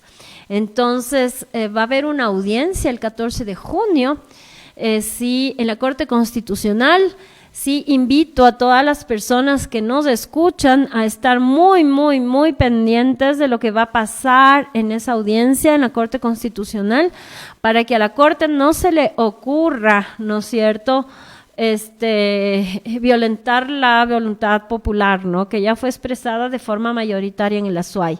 Pero las empresas extractivas no se quedan ahí, o sea, no hay esa voluntad de respetar la voluntad popular, y están presiona y presiona y presiona para hacer de nuestro país, yo digo, ustedes compatriotas en el exterior seguro tienen esos quesos que están llenos de huecos, yo digo, así quieren convertir al Ecuador, ¿no?, que ya tiene el problema en la Amazonía con la extracción del petróleo, ahora quieren con la minería hacer un gran queso lleno de huecos. Y mientras tanto están los huecos de la minería ilegal, donde el Estado y los militares y la policía y la fiscalía y todas las instituciones del control están ahí viendo, de vez en cuando hacen un operativo donde casi nadie es tomado, digamos, prisionero, mientras ahí están todas las economías ilegales floreciendo, ¿no? Porque de dónde se financian. Entonces, nuestro país tan bello, del que ustedes seguramente recuerdan, añoran fuera del país, pues se está convirtiendo en un lugar no solamente inseguro, que ya es muy grave, sino también en un lugar donde van a haber varios daños ambientales a los que seguramente ustedes no recordaban así. No, ¿para qué palabras? Finalmente, con autoridades, la Defensoría del Pueblo. A ver, sí tenemos problema con la Defensoría del Pueblo. Defensoría del Pueblo, y le menciono por qué la Defensoría del Pueblo. Es una de las instituciones que debería estar velando los intereses y ayudando a la comunidad ecuatoriana en el extranjero. Orden mandatario, orden en reglamento, orden en la última reforma en movilidad humana, y no lo hace. ¿Ya? Acá yo vi que se acercaron, y ¿en qué quedó? ¿Cuál es el rol de la Defensoría del Pueblo en este sentido? A ver, ese es un problema. La Defensoría del Pueblo en principio está siendo liderada por una persona que no fue elegida de acuerdo con las normas de elección de las personas, digamos, titulares de una Defensoría del Pueblo. La Defensoría del Pueblo no solo hay en Ecuador, hay en todos los países. Se llama la Institución Nacional de Derechos Humanos. Para escoger el titular hay que hacer un proceso de selección, y en ese proceso de selección hay que escuchar las voces, por ejemplo, de las personas que están fuera en el exterior, porque como usted bien señala, una de las obligaciones constitucionales de la Defensoría del Pueblo es velar por los derechos de las personas fuera del país, ecuatorianas en el exterior. Entonces, esa es una parte de su mandato constitucional, ni siquiera es solo legal. Entonces, toda la ciudadanía tiene que ser escuchada. Pero ¿qué pasó? Usted recordará que el anterior defensor del pueblo fue, digamos, sujeto a un proceso de investigación y salió de la defensoría. Mientras fue escogida una persona interina para que sea su titular. Muchos años. Y esta persona tenía que estar solo 6 meses, porque tenían ya que hacer el proceso de renovación. Esta persona fue escogida por el Consejo de Participación Ciudadana sin haber escuchado a nadie de la sociedad civil. Esta persona era secretaria del Consejo de Participación Ciudadana y había sido aduanero. Entonces también es como con la ministra de Ambiente. Si usted escoge a una persona que no sabe de derechos humanos, que sabe de aduanas, a mí me parece que una persona que sepa de aduanas pues tiene que aportar en las aduanas. Seguramente ahí será una persona que pueda aportar con todo su conocimiento y experiencia. Y la señora ministra, que es gestora de proyectos, pues vaya a planificación, vaya a otras partes. Pero a ambiente tiene que ir una persona que sepa de ambientes, y a la Defensoría del Pueblo una persona con larga trayectoria en derechos humanos. Y lamentablemente no pasa eso con la Defensoría. Entonces ya tiene un problema de origen, como un pecado original esta Defensoría del Pueblo. Y claro, eso se nota en la gestión. Usted vaya a ver, por ejemplo, la Defensoría del Pueblo tiene que atender a las personas migrantes en el exterior, obvio, y igual que la Cancillería, los consulados tienen que estar hechos para defender los derechos de las personas en el exterior. Ahora eso es parte de una política, digamos, pública del gobierno. Si el gobierno dice a las personas migrantes les vamos a atender, les vamos a ayudar en sus hipotecas, en sus problemas, vamos a estar pendientes de cuando sean privadas de libertad, etcétera. Si no hace el gobierno, es la Defensoría del Pueblo la que tiene que activar sus canales, porque es tiene la obligación constitucional de tutelar los derechos, pero no lo hace. La Defensoría del Pueblo no hace eso, pero tampoco tiene una actitud, digamos, consecuente con su mandato convencional y constitucional. Usted vaya a ver, entre al mecanismo de prevención de la tortura. El mecanismo de prevención de la tortura es el órgano de la Defensoría, que no debería ser de la Defensoría, debería ser autónomo, que de acuerdo con la Convención contra la Tortura y uno de sus protocolos, tiene que actuar de cierta forma en las cárceles, en los centros de privación de libertad. Y prevenir la tortura, entonces advertir qué está pasando, les están haciendo esto, les están dando de comer, no les están dando de comer, hay educación, no hay educación, etcétera. Debe trabajar ahí. Usted entre a la página de la Defensoría del Pueblo, les invito a todos a ver cuál es el último informe del mecanismo de la prevención de la tortura que está publicado. Y para su información, y tal vez es del 2021. Cuando fueron las masacres carcelarias. Entonces, sí nos llama un montón la atención, en este caso, en otros, cuál es el rol de la Defensoría del Pueblo, ¿no? Sí estamos muy preocupados. Evidentemente en la Defensoría del Pueblo hay funcionarios y funcionarias técnicas que han estado varios años, pero la cabeza manda, ¿no? Entonces es importante que también desde el exterior se cuestionen, ¿no es cierto? Y se cuestiona ahí donde están. Ustedes, hay gente que nos escuchará desde Europa, en Ginebra, mandar cartas a las Naciones Unidas expresando lo que pasa con la Defensoría del Pueblo, ¿no? ¿Qué pasa con ustedes? Si es que ustedes se sienten atendidos, mal atendidos, bien atendidos, ha cambiado, o cuáles son los trámites que les dicen que pueden hacer por ustedes, para presionar a que al menos en la próxima elección el Ecuador cumpla con las normativas internacionales de selección de una persona defensora, ¿no? Estamos en ese proceso en el Consejo de Participación Ciudadana y Control Social, pero ya dos veces le aplazan.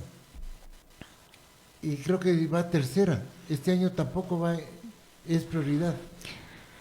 Ese es un problema, ¿no? Porque no se puede vivir con autoridades de control encargadas que siguen un mandato que no tienen. O sea, no es posible que la Defensoría del Pueblo esté, digamos, con un titular que no cumple con los principios de París. Eso no es posible. Y claro, aquí es la deuda y seguramente los intereses políticos que tendrán, habrá ahí, ¿no? ¿Por qué no se nombra? ¿Por qué no se abre un concurso? ¿Qué pasó con el proceso de selección? Es complejo, ¿no? Es complejo porque en este año tampoco vamos a tener titular de Defensoría del Pueblo, porque le dan más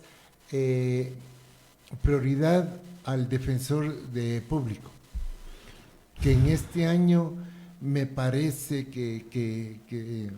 o el Consejo Nacional Electoral, que también es prioridad, pero como ya estamos en elección, dejarán para el próximo año y se limitarán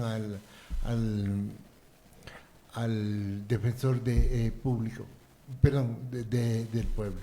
Pero eso es lo que no entiendo. Viene el gobierno, hizo la declaración en la asamblea y todo está bien, estamos luchando, pero estas cosas que tenemos las autoridades no son competentes. Las autoridades que deberían estar gracias a Dios ya tenemos Contralor, que está poniendo orden en la casa, pero el resto, le digo, en el Consejo Nacional de Igualdad e Movilidad Humana, hace falta representantes de las de los 5 poderes del Estado y de los 5 de la ciudadanía, tampoco lo hay. Y en un consejo, ¿verdad?, que se podía llevar a cabo, son 6 años. Y así que yo conozco, y hay muchos también. Mi doctora, le quedo muy agradecido, esperando que no sea la última. Las puertas de este programa siempre estarán abiertas para usted y darnos a conocer, porque esto del ayuno que están haciendo las niñas de los mecheros, prácticamente tienen que ponerle, prestar atención a las autoridades. Esto no puede pasar, de que vengan, hagan ayuno y hay personas enfermas y que no hay hospitales y que no hay atención. También tiene que ponerse la mano en el corazón, doctora. Sí, justamente yo llamo a todos y a todas a estar pendientes de lo que pasa en este caso, donde las niñas ganaron la sentencia y donde ahora los colectivos están ayunando 3 años después casi de haber ganado la sentencia para que se puedan cumplir, ¿no? Para exigir su cumplimiento y un cumplimiento de buena fe, no mediante triquiñuelas, no mediante reglamentos que tergiversan la sentencia o que la desnaturalizan. Y sobre todo pidamos porque se garantice el derecho a la salud de las personas en la Amazonía, el derecho a estar libres de enfermedades catastróficas, ¿no? porque no sean obligadas a venir a Quito, a tener que ser sometidas a, digamos, operaciones acá, a gastos acá, en esa situación de dolor y de enfermedad, ¿no? Entonces sí creo que es muy importante que la ciudadanía conozca de este caso, siga a las niñas del caso Mecheros y podamos exigir juntos y juntas justicia. Le quedo muy agradecido, mi doctora. Y ya ustedes, en el exterior siempre tenemos estas actualidades, esta manera de hacerles ver cómo está el Ecuador. Tenemos autoridades, hoy en tiempos de elecciones, también encontramos estos problemas, y nosotros les vamos a dejar con este video que nosotros nos hicieron llegar. Es de Estados Unidos, busca sancionar a las empresas en el Paso de Darién para ver si así, por lo menos, se paran y no hacen el transporte. Y ya retornamos con el final del programa.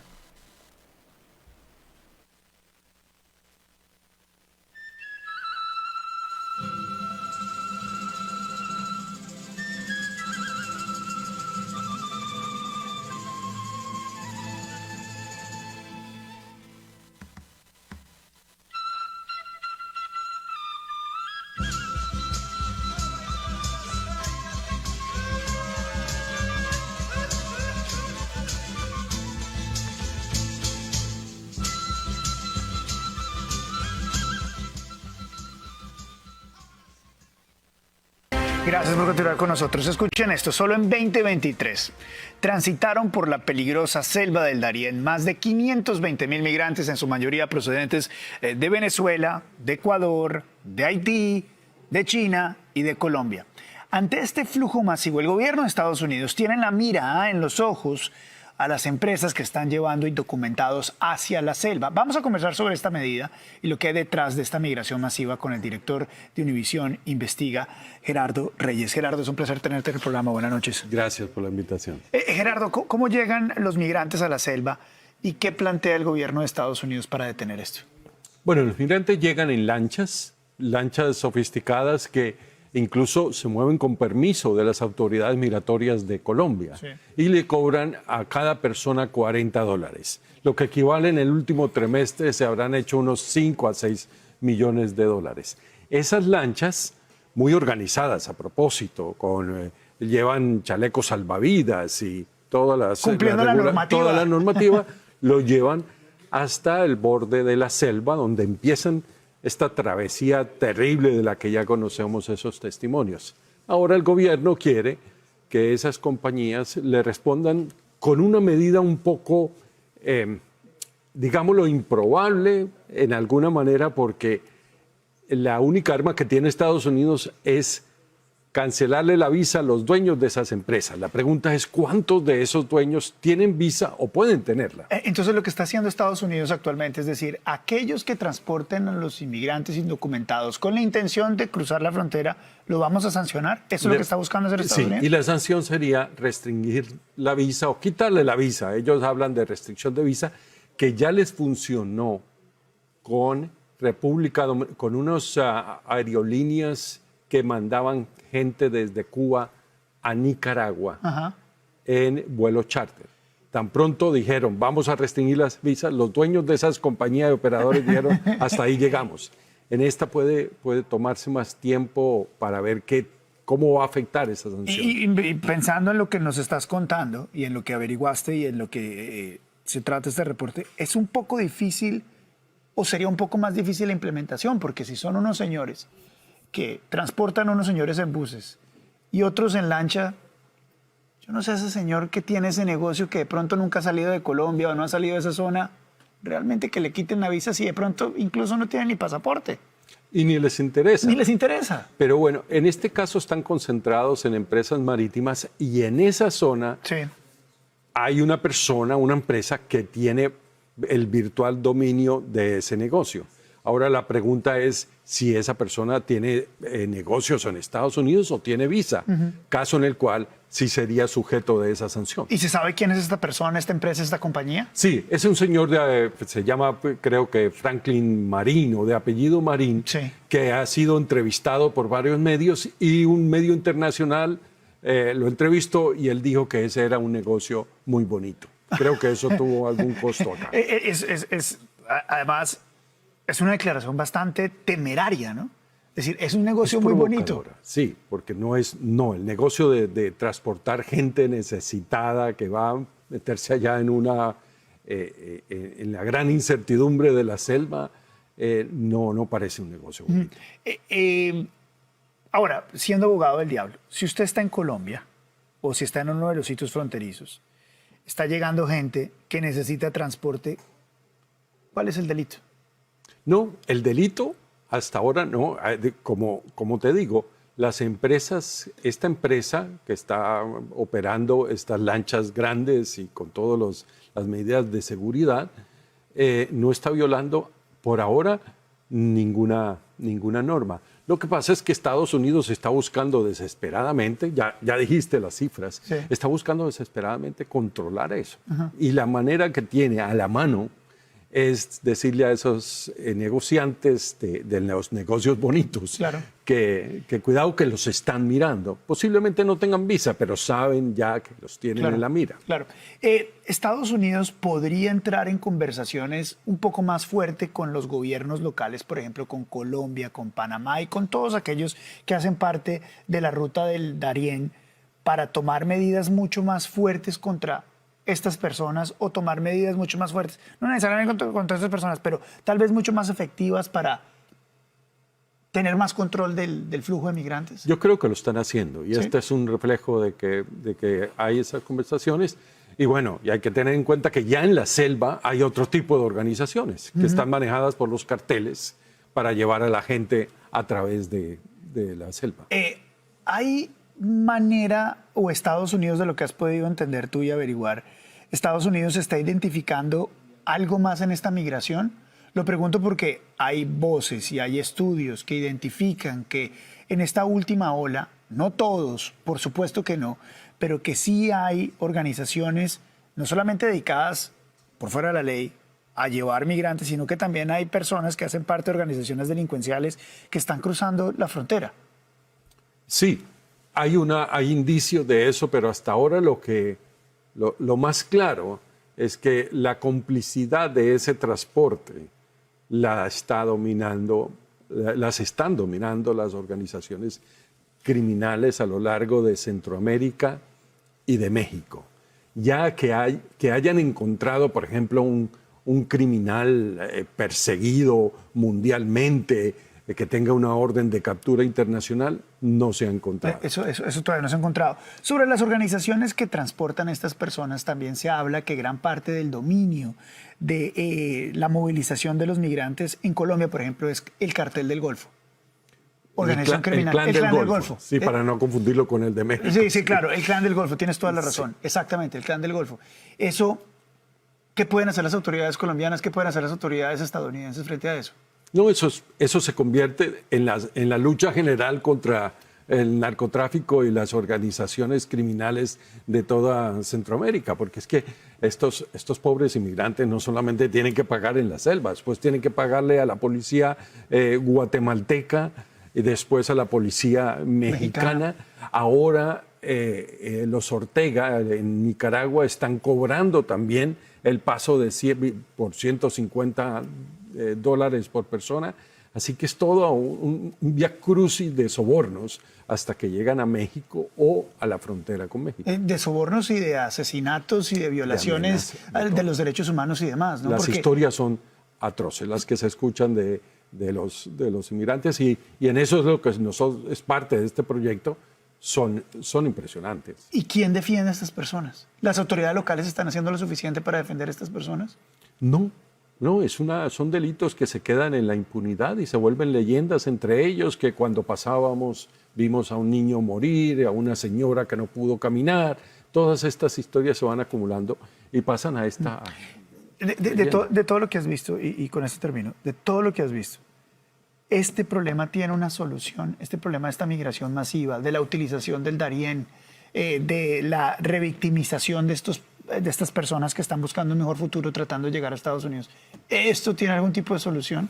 Sí, tiene una solución cuando los dos partidos de este país se pongan de acuerdo en un paquete migratorio racional, no politizado, y que tenga en cuenta que los inmigrantes son una fuerza laboral importantísima en Estados Unidos. Pero eso acaba la oferta del problema, es decir, que siga llegando gente buscando esa solución. No, se organiza esa oferta.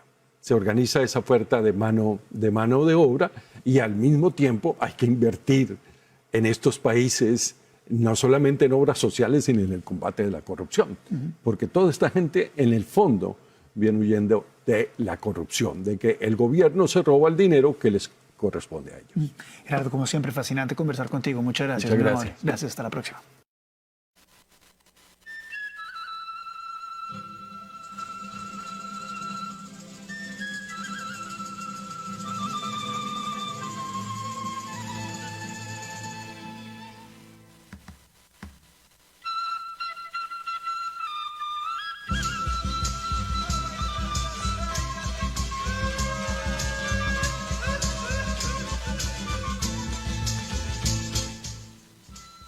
Bien, hemos llegado al final de esta emisión, agradeciéndoles por su amable compañía y esperando que haya sido de su agrado. Les hacemos la cordial invitación para que el próximo lunes a la misma hora nos sintonicen en su programa que es bien ecuatorianísimo, aquí por la señal de On Radio, Fortuny TV y Ecua.com TV Radio, en Facebook Live y en YouTube. En la producción estuvo mi compañero Daniel Santamaría, y en la presentación y dirección general, este es su servidor, Fabián Almeida Castro. Les decimos muchas gracias, cuídense mucho y que Dios les bendiga. Del Pentagrama Nacional les dejamos con este hermoso pasillo, con un saludo muy especial allá en Los Ángeles, California, que ya vamos a tener contactos desde allá, que también hay una comunidad muy importante de compatriotas. Les dejamos con este hermoso pasillo titulado Faltándome tú, interpretado por mis amigos los maestros Eduardo Miño Naranjo y Alfredo Villamar. Disfrútelo y bye bye.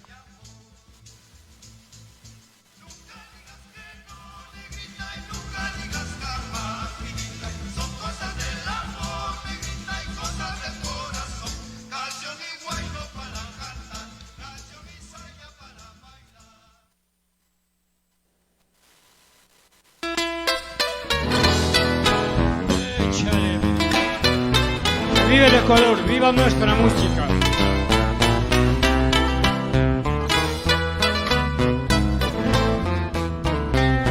Faltándome tú, mi vida se entristece, las estrellas ya no brillan, el cielo te oscurece. Faltándome tú, mi alma no se anida, el camino queda trunco, faltándome tú.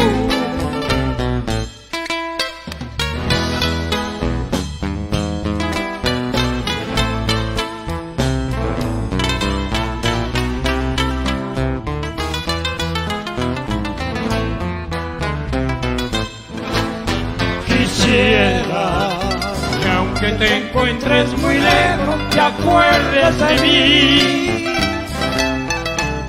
y sientas el vacío tan inmenso faltándote yo. Mi vida, regresa, no puedo más vivir así, faltándome tú.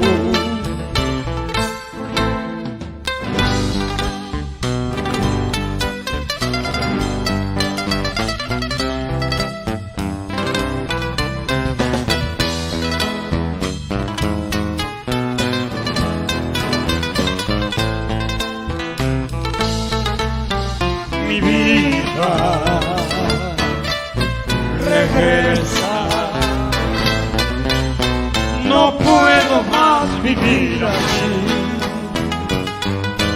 faltándome tú.